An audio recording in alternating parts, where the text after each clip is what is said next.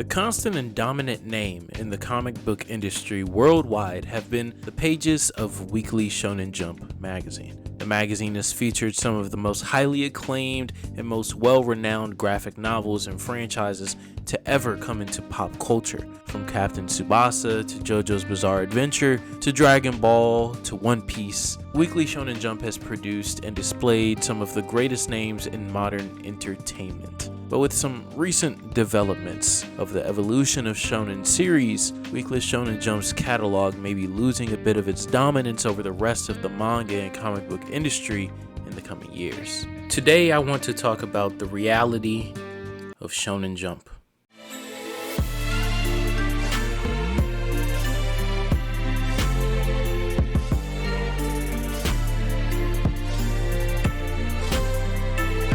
What's good, YouTube? It's your boy Cardi NK, and we're back here with another video. And yes, I'm doing this video without my glasses. First things first, I want to give a special shout out to Your Bud Tevin on Twitter and YouTube. The other day on Twitter, Your Bud Tevin on Twitter had asked out, hey, drop a link of your channel or drop a link of your video and I'll give you some critique that you need to work on and such. And I dropped my video. It was the second time I dropped a video of mine, and he gave me the critique of fixing my camera angle, which is why you see the new angle now, fixing my lighting, and for me personally, I hate the glare of my glasses, so I'm going to try to do this video and get through this video without them.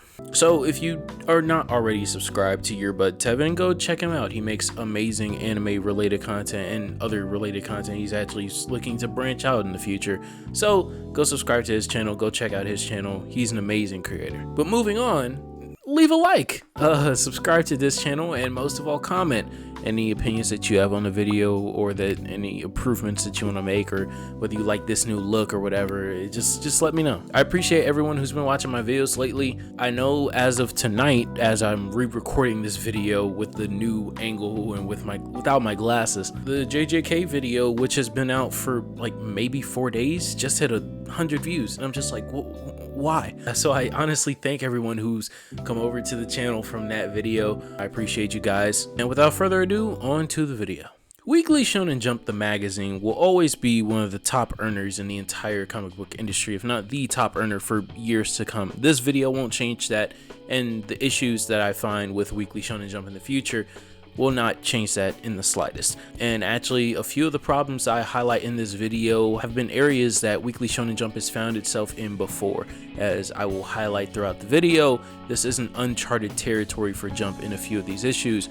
I just think that with the combination of all these things at the same time, and a few other new situations that I think Shonen Jump is finding itself in now, will lead to some of the decline in dominance from the magazine itself over the next coming years. And the first of one of those concerns is the fact that Weekly Shonen Jump has become synonymous with having these series in it that contain these long-winded, long-running adventures of these singular characters going on a journey throughout the world of whatever anime or manga that they're in. And yes, even to this day, of course, Weekly Shonen Jump has a few of these series. Of course, you have Jujutsu Kaisen, you have My Hero Academia, you have Dr. Stone, you have other series in Jump that are also doing the same, just in different respects. You have Blue Box, which has its own premise and has its own journey, which I don't think will be a long-running shonen, but you get the point. But I think that there's a trend that we can see from the top selling and the most successful long-running shonen of the early 2000s, the 90s, and even the early 2010s, and the modern day crop of long-running shonen that we're dealt with. Let me explain. You see, when you take the years of publication of the big three, of course, and even Gintama, and then even throwing in manga like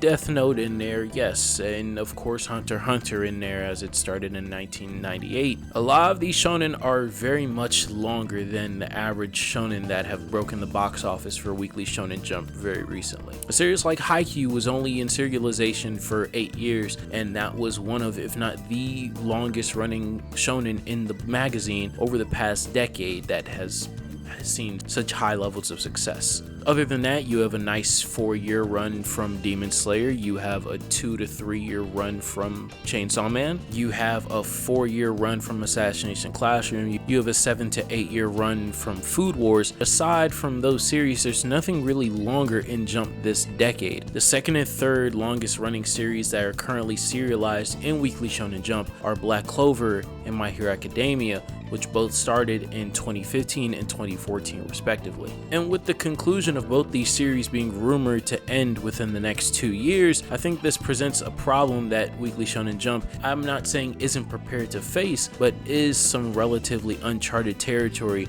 as these long-running series that Jump is supposed to bank on to make them money for a decade plus, like a Naruto, like a Bleach, like a Gintama. And because of this, and because of other things, such as a lot of these series, like I mentioned Chainsaw Man, ending to switch publications to a more modern publication, a more modern place to put your manga, to put your work, for it to be displayed to arguably a broader audience. As we know, the era of piracy is happening, and that's partially due to the inaccessibility of manga for several years for many manga and anime fans, and due to piracy being on the internet, they gravitated towards that. But now we have new players in the business that have predicated themselves on being very accessible and very manageable with this new internet savvy world, introducing Jump Plus, Manga Plus, and Bookwalker. 3 publications and 3 companies and 2 subsects of Shonen Jump itself are now sporting lineups to contend with Weekly Shonen Jump's main lineup throughout the year. Jump Plus now will feature Spy Family and Chainsaw Man for the foreseeable future, 2022 and onward. You add this to the already existing lineup that we know manga like Weekly Young Jump already have and Weekly Shonen Magazine already have, and the level of competition for Weekly Shonen Jump is increasing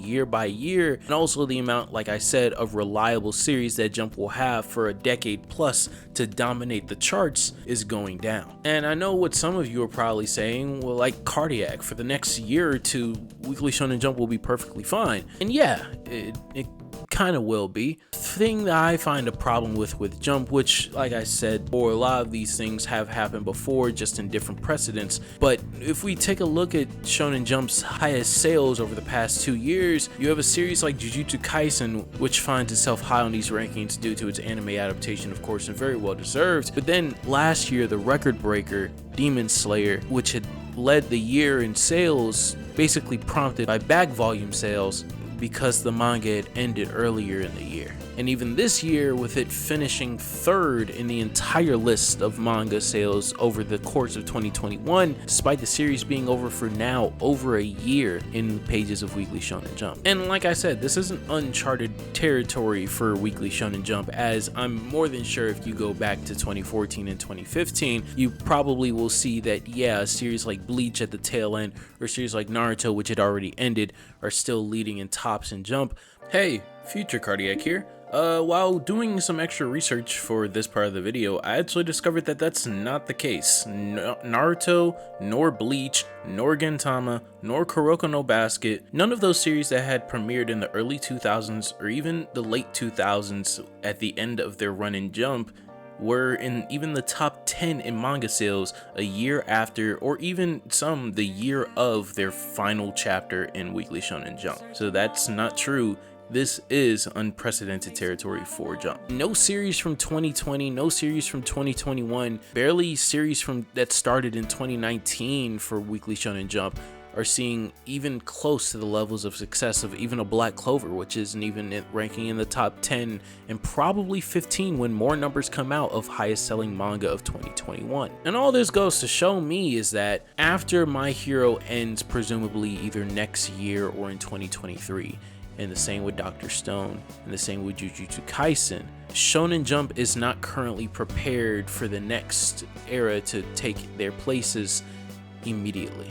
And as we can see in an example of this year, where not only did One Piece have a full year of adapting arguably its best arc in some people's minds in Wano in anime form, which would drive people to read the manga, but also it celebrated its 1000th chapter and also 1000th episode this year.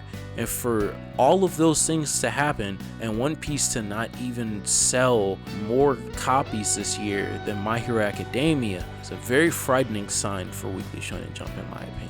Because this goes to show that its warhorse, its big dog over the past 2 decades is finally seeing some traction slip. Not to say that One Piece is losing any quality or anything. Granted, I'm not completely caught up, but I'm well within my understanding to trust Oda when it comes to quality of writing One Piece. And even with this, we see a decrease in its relevance, or at least a decrease in its dominance within the pages of Jump. Adding on to this, the fact that Weekly Shonen Jump is clearly aware of this, which is why they had a grand total of 18 new series debut within the year of 2020. Granted, some of this had to do with the fact that they had some surprise cancelizations due to the actions of some mangaka.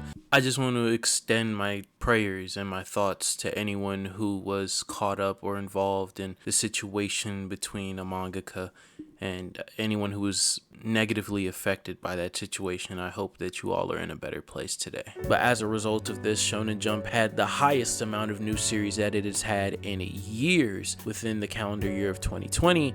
And so far throughout 2021, Weekly Shonen Jump has already introduced 12 new series. Granted, the percentage of these series which have stayed in the magazine so far is relatively high. But even taking a look at a lot of these series, such as Undead Unluck, such as Mashal, which began either in late 2019 or early 2020, The Elusive Samurai and other manga like of the sort, even Blue Box, which is one of my favorite manga that I'm reading right now, and I'm very much looking forward to it on a weekly basis. I can't see any of these series truly leading Jump, and especially not the 2 comedy series that a lot of people are pointing to take over. As a lot of other people have said, a large percentage of Mashal's would-be fan base is already reading One Punch Man, and will continue to read that until that series ends. I don't believe that the gimmicks in Undead Unluck will be enough to propel it towards the front pages of Jump and attract a large enough audience that will combat something like Spy Family. So let's go down the list of reasons so far. We have the increased internet age with a lot of new contenders for the top manga publisher of the year award being spread out between Jump Plus, Manga Plus, and Bookwalker. We have the decreased lifespans of even Shonen Jump's longer running series with the endings of My Hero Academia, Jujutsu Kaisen, Dr. Stone, and Black Clover coming up within the next 2 years, basically saying that Shonen Jump will no longer be leaning into its decade plus long series anymore, as they won't have any. And we have a situation to where, at least as of now, the new series in Jump, which have been in the magazine for either a year or a little bit less than a year or a little bit more than a year, have not shown enough promise to even one day rise to the tops of the manga industry. And because of all this, I think that it's a natural conclusion to think that, yeah, Weekly Shonen Jump has to figure something out within the next year or two to either replenish its status or to continue its dominance. Now, what series this is, I have no idea. They're already recycling through pages and cutting series left and right over the year to try to find that next big thing, but so far, as we've discussed, no returns have come back on that investment as of yet. Now, don't get me wrong, like I said at the beginning of the video, a lot of these things Shonen Jump has encountered before. Most of the time, Shonen Jump really only has 3 to 4 ongoing series in their prime at a time, and honestly, it's more of a maximum than an average. And that remains to be true within the pages of Weekly Shonen Jump, as you still have, for the time being, JJK, My Hero, One Piece, and Dr. Stone, which are doing more than its fair share when it comes to the total sales margins of Weekly Shonen Jump magazine. Weekly Shonen Jump magazine will continue to thrive regardless of anything that I say, regardless of any of these problems. It'll just be an interesting arc to delve into to see how it gets out of this interesting predicament that the editors at Jump or the mangaka themselves or just the natural progression of things have dug themselves into. Can't wait for the next chapter of this story because I'll be reading weekly to find out. I hope that you all enjoyed this video. Leave a like, subscribe, and comment if you're new, if you're old, it doesn't matter. I appreciate all opinions, good or bad, suggestive or not, criticism or not. I invite it all to this channel. Love you guys. I hope you enjoyed this video. I'll catch y'all later. Peace.